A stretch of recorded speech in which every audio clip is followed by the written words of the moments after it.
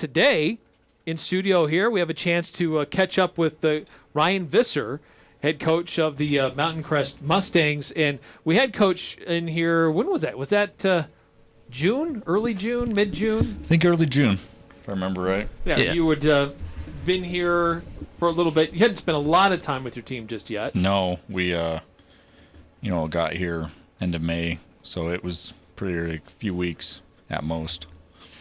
So what's the biggest thing that you've noticed since the last time we spoke to you and you've had a lot of time working with your team getting ready for game 1 next Friday? Yeah, I honestly would say number one is they're a great group of kids. Like, honestly, just a lot of fun to be around and great kids. Obviously really good athletes, but I've really just enjoyed being around them. Good group of guys.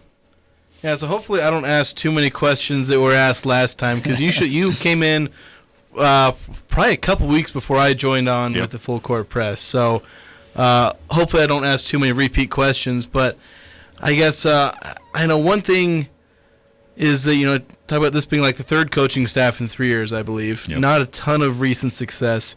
Kind of how do you get the kids to buy in, some of these seniors and juniors who have seen 3 coaching staffs already? Yeah, that was a big question coming in. Is that's a lot of mental strain on a group of kids. 3 coaching staffs in 3 groups, and we really came in, expecting to have to sell our culture. And again, going back to just being a great group of kids, honestly, they jumped right in, and we could have unveiled any kind of offensive and defensive philosophy they would have bought in. They were just a really good group of kids, and they want some stability, they want some direction, they want some unity, they want that family feel, and they're just waiting for someone to kind of say, hey guys, I'm here for you. I want to be here. We all want to be here as a staff. We're here for you guys, and buy into the culture we're trying to build, that this is your guys' team, and we're just going to help you build it, and they have. Honestly, that part of this has not been an issue, which is great. When you approach a team and you come onto the scene with Mountain Crest, there's been changes. Each coach had a different philosophy that's come in. You've had a different philosophy than the 2 predecessors. Looking at what you have there, I mean, it's your job really to evaluate the talent you have and put those players in the best positions possible. So have you had to move players around based on how you want to run things, or are you changing your philosophy a little bit based on the talent that you have in front of you? A little bit of both. We took some time to evaluate the talent we had and what they were good at to kind of formulate the philosophy of offense and defense that we were going to play. But it's high school football, and numbers are always something you want more of, and we've had to ask a few guys, hey, you need to learn this position you really haven't done much of, but we think after evaluating you that we think you'd be good at this, and give it a shot for us. And again, all the kids' attitudes have been great about that kind of thing, so a little bit of both. So somebody's chiming on the text line. He's asking me if I can ask you about coaching 8-man football. Is that something that's in your background? Is that what you were doing in Wyoming? Or it's funny. I don't know where that one came from. No, Big Piney is 11-man football. Okay, so I wasn't sure if you knew something that I didn't. You were going to move to. Yeah, Big Piney is kind of it's a boom or bust kind of an oil gas town, and right now it's a bust. And so literally every year while I was there, the 3 years I was head coach there, we're losing a significant amount of population, which is just crazy, especially for Cache Valley just growing like crazy. So yeah, they are playing 9-man this coming season, hopefully just for 2 years, and then they'll go back up. But yeah, they were losing some population. But my 3 years there, we were always 11. Yeah.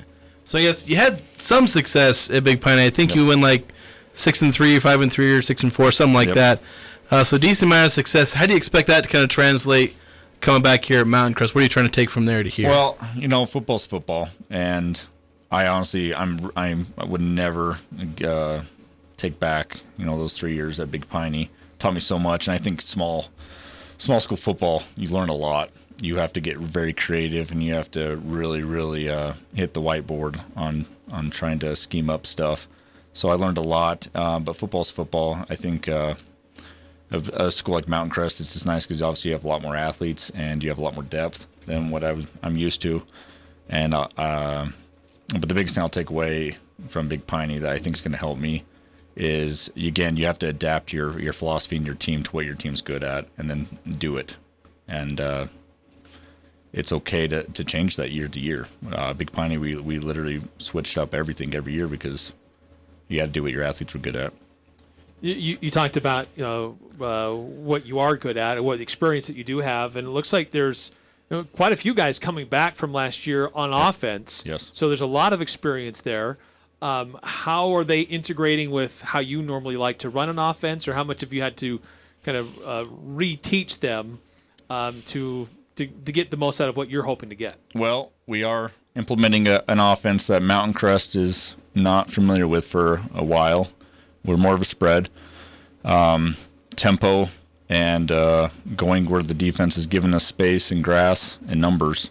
And all of that philosophy is a little bit different than what our guys are used to. So there's been a learning curve there of teaching the guys, but they've been great about it. Casey Crofts is our quarterback, smart kid, really, really talented junior, and he's been great about captaining the offense. So he's got, like you said, a really good crop of seniors that have experience, and that's helped a lot. And everything we've implemented, they've been great about learning and getting it down.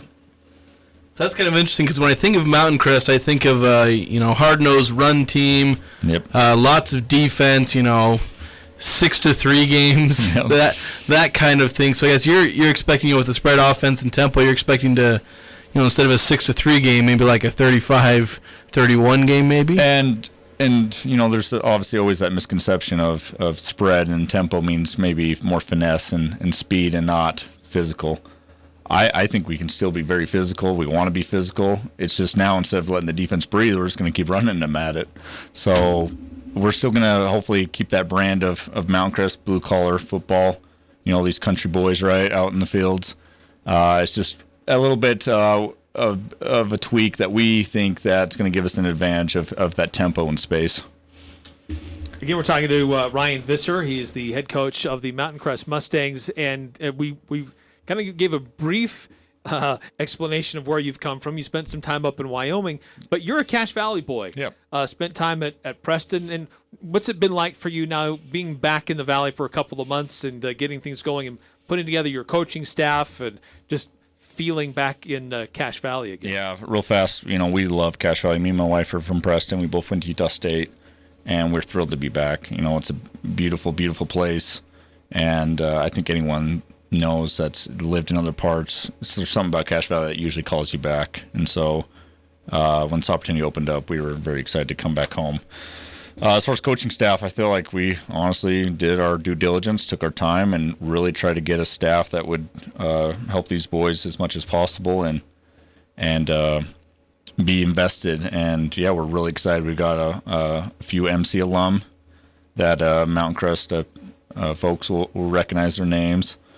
We've got a couple really experienced, good coaches from the area, and a bunch of new faces and younger guys from the area that are going to bring a lot of new life. As a whole, it is a very new coaching staff to Mountain Crest, but again, some of those faces maybe aren't so new.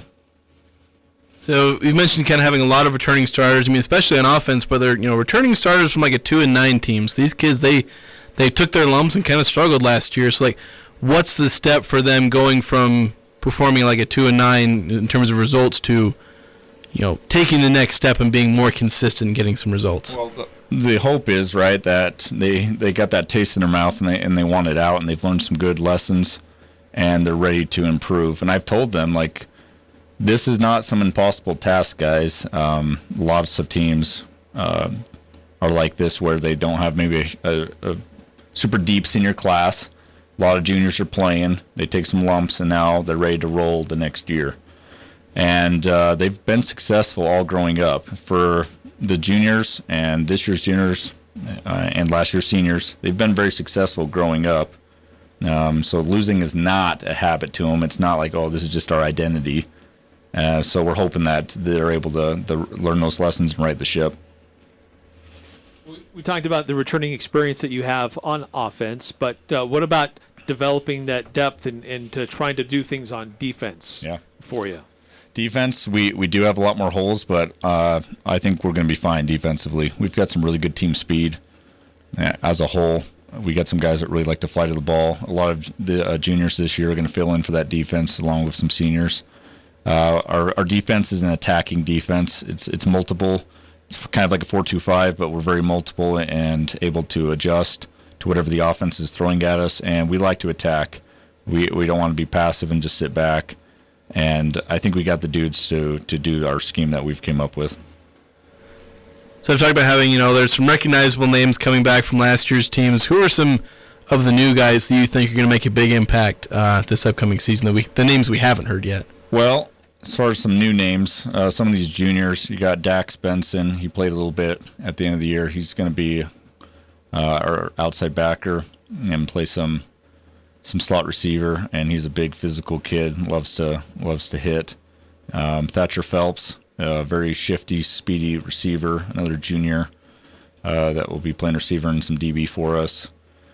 And goodness, there's so many. Dante McMurtry, he played some varsity last year, but he's kind of an unknown for probably a lot of people. He's got some lightning quickness and speed. He'll be some running back for us and be kind of a 1-2 punch with Carson Olson coming back as a senior. I do have to shout out Carson. He's definitely not a new person of interest for Mount Crest football, but he's already showing again he's going to be a force at that middle linebacker position for us. Casey again, new quarterback, junior, and he's been really solid so far for us. Gosh, there's so many. Landon Buse, another receiver. He's a senior, and he's kind of bided his time and really worked hard, and it's going to show again this year. Xander Ryan, another senior that hasn't played a lot of varsity, but another very quick, shifty receiver for us in DB. Will DeCorver, a really rangy safety, has got great speed, along with Jackie Bitten, another safety with great speed. That's going to play some wide out for us. So those are some of the names. Our offensive line's about all new, or about all the same. Jorgen Miller, Nick Tolbert, Hunter Hammer, Jorgen's little brother's joining him, Xander Miller, this year, and Tayson Anderson filling it out. And most of those guys have varsity experience, so that's going to be great to lean on. There were the Mountain Crest Mustangs. Looking at your non-region schedule, yep. It's getting underway this next week. We're going to make the road trip down to Hurricane. Yep. But beyond that, you're facing a lot of teams in your non-region where they weren't really strong last year. They didn't really struggle. They're kind of middle of the road, a lot of them. Mm-hmm. And when you look at their records from a year ago, and I know things change from year to year, but these are teams that look like you can be competitive with and have some chances with. You've got some good rivalries, maybe not people fully recognize, but the Box Elder game is a historic rivalry with the Mustangs.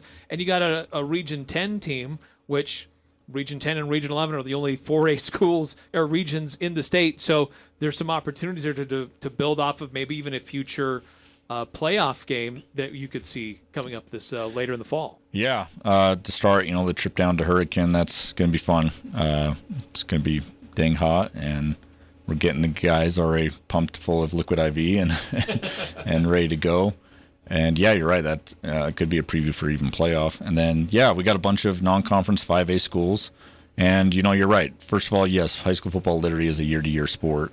So some of those schools, all of them about 500 teams, I expect half of them to be winning records, half of them losing records. That's kind of how football goes. But from last year, anyways, it's a lot of very tough, but yes, winnable games that we, as a coaching staff, we're taking it week by week. But yeah, there's no game that it's like, oh man, this one might be a little rough. We're playing a giant 6A school that's just number-wise and depth-wise, we're not going to be able to run with them. No, all these teams, we're going to match up pretty well. So I'll ask you a bit of a random question, kind of see a bit of what kind of coach you are. Okay. Okay, it's 4th and 1. You're on the opponent's 38-yard line. You going for it?